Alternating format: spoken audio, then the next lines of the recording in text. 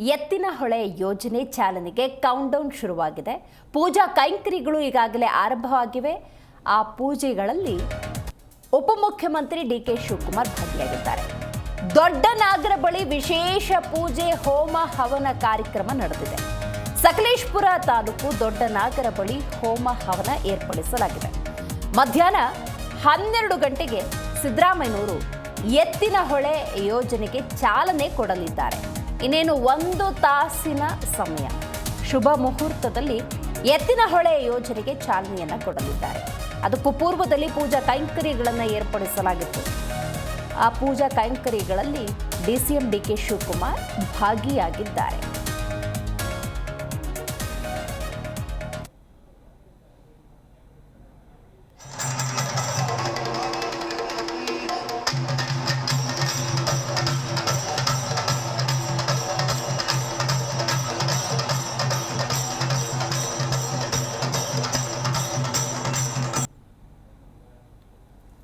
ಬೆಳಗ್ಗೆಯಿಂದಲೇ ಮೈಸೂರಿನ ಚಾಮುಂಡೇಶ್ವರಿ ದೇವಾಲಯದ ಅರ್ಚಕರಾಗಿರುವಂತಹ ಶಶಿಶೇಖರ್ ದೀಕ್ಷಿತ್ ಇವರ ನೇತೃತ್ವದಲ್ಲಿ ಪೂಜಾ ಕೈಂಕರ್ಯಗಳು ಆರಂಭವಾಗಿದ್ದಾವೆ. ನಿನ್ನೆ ಸಂಜೆಯ ಸಂಕಲ್ಪ ಪೂಜೆಯಲ್ಲಿಯೂ ಕೂಡ ಡಿಕೆ ಶಿವಕುಮಾರ್ ಭಾಗಿಯಾಗಿದ್ದರು. ಇವತ್ತು ಕೂಡ ಬೆಳಗ್ಗೆಯಿಂದಲೇ ಪೂಜಾ ಕೈಂಕರ್ಯಗಳು ಹೋಮ ಹವನ ಕಾರ್ಯಕ್ರಮಾದಿಗಳು ಆರಂಭ ಆಗಿದ್ದಾವೆ.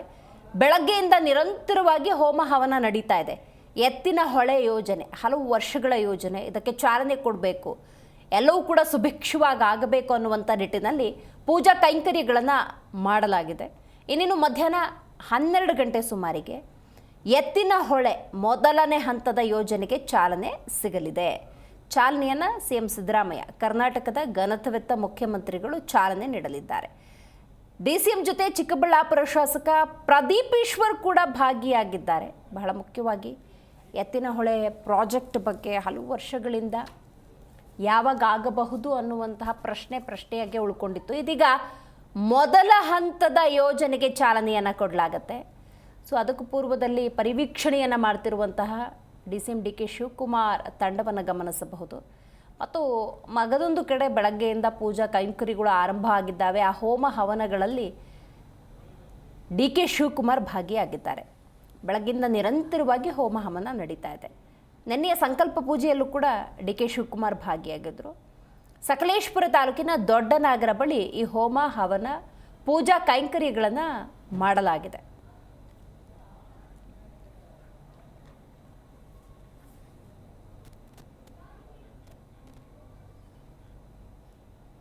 ದೃಶ್ಯದಲ್ಲಿ ಗಮನಿಸ್ತಾ ಇದ್ದೀರಿ, ಎತ್ತಿನಹೊಳೆ ಪ್ರಾಜೆಕ್ಟ್ಗೆ ಸಂಬಂಧಪಟ್ಟಂತೆ ಇನ್ನೇನು 1 ಗಂಟೆಯ ಅವಧಿಯಲ್ಲಿ ಚಾಲನೆಯನ್ನು ಕೊಡಲಾಗತ್ತೆ.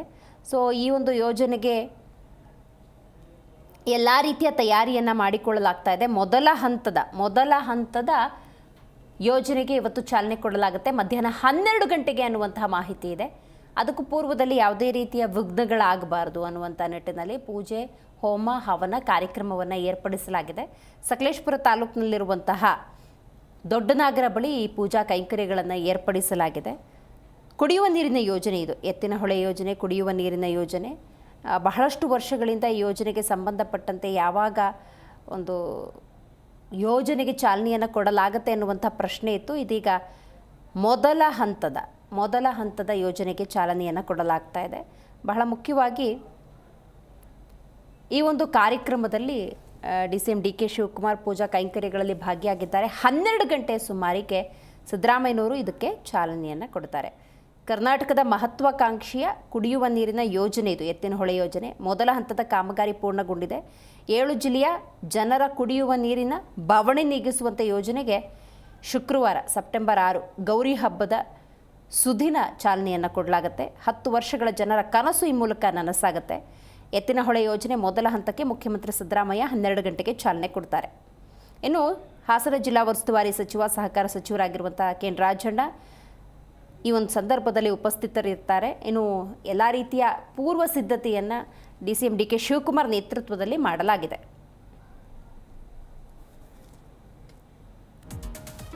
ಜಿ ಕನ್ನಡ ನ್ಯೂಸ್ ಈಗ ನಿಮ್ಮ ಮನೆಯಲ್ಲೇ ನೋಡಿ. ಎಲ್ಲ ಕೇಬಲ್ಗಳಲ್ಲಿ ಈಗ ಲಭ್ಯ.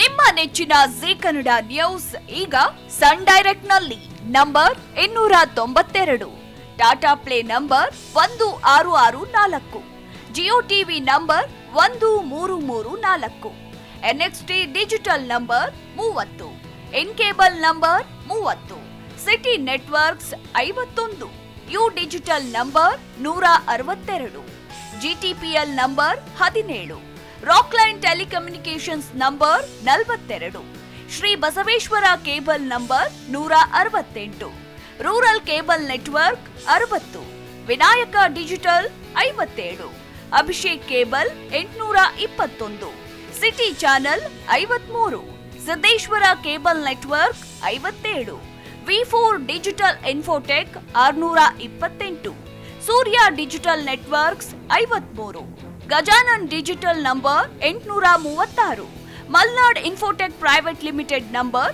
56, Metrocast number 830, victory digital number 167ರಲ್ಲಿ ನೋಡಿ ಆನಂದಿಸಿ.